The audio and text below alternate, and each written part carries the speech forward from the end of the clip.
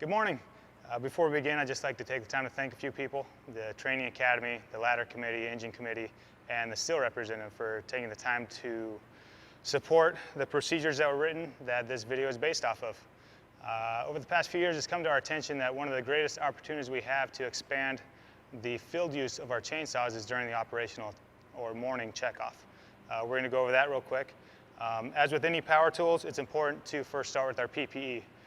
In the mornings during the checkoff, you need gloves, eye protection, hearing protection when possible, and also steel-toed boots. So along with your PPE, another tool you might need is a scrunch or a combination wrench, however you want to refer to it as. But this is used to loosen the bar nuts and to make adjustments on the saw.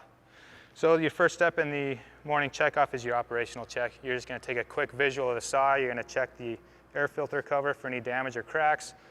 Make sure the handle is in good condition. And then check underneath for any fluid leaks. Next, you're going to move up to the bar and the chain.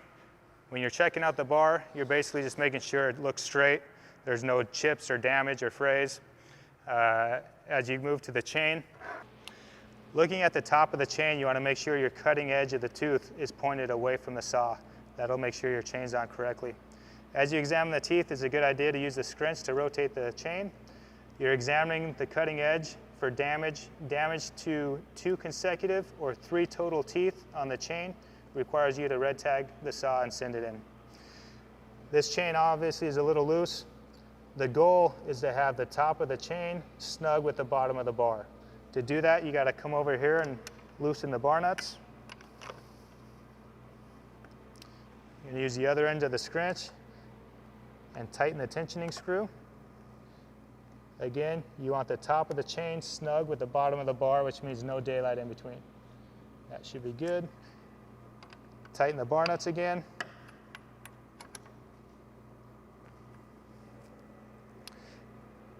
And now you want to move to check your fuel.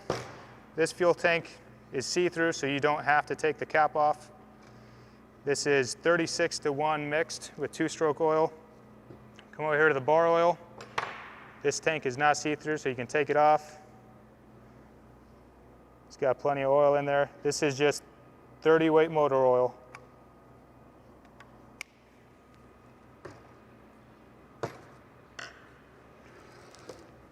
Check the starting handle. Slowly pull it out to check for any fraying.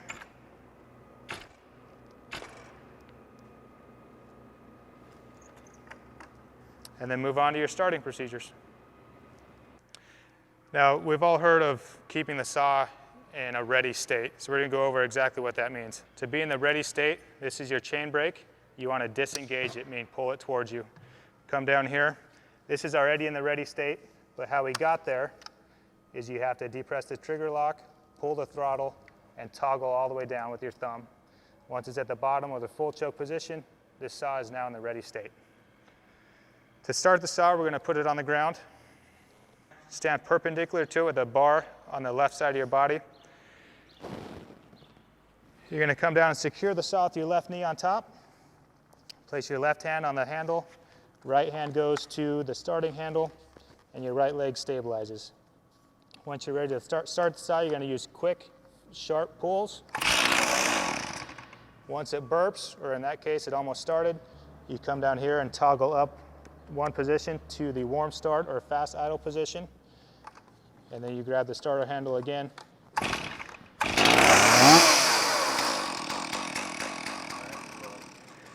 As soon as the engine begins to run, blip the throttle. This automatically moves the master lever to the idle position. It's very important to let the saw idle for 30 seconds before you rev it. After 30 seconds, you can rev it 2 to 3 times and then shut it off by toggling the control lever up to the off position. Once it's off, it's important to return it to the ready state. So after you've shut it off, you want to return it to the ready state. Toggle all the way down, let go. Make sure the chain brake is disengaged by pulling it back, and now it's in the ready state. All right, so just to reemphasize some of the changes in the starting procedure, we disengage the chain brake, no longer use the decompression button, and let the saw idle for 30 seconds. We typically do a really good job taking care of our equipment. We have realized, however, a trend over the past few years resulting in damage to the cylinder and the piston. The best way to prevent this is to understand how it's happening. When we're talking about saws, specifically the chainsaw, there's two different ways to damage the piston and the cylinder. There's a cold seizure and a hot seizure.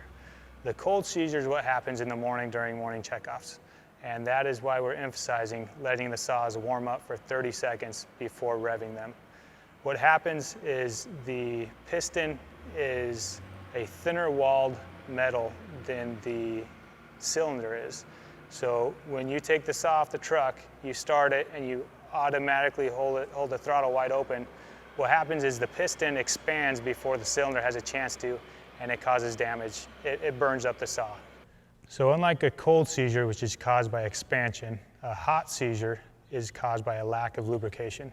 That occurs typically during operations when somebody is holding the throttle wide open and they're not cutting anything, or this chainsaw is not under a load.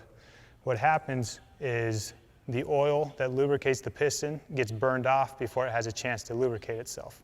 So if anybody's ever been to a supercross or races two-stroke motorcycles, you'll understand how important it is to blip the trigger every once in a while. So to wrap it up, we just want to emphasize the importance of letting these saws idle for 30 seconds in the morning and not holding the throttle wide open for long periods of time when you're not cutting anything. Thank you for your time. Thank you for watching this. Hope you have a good day.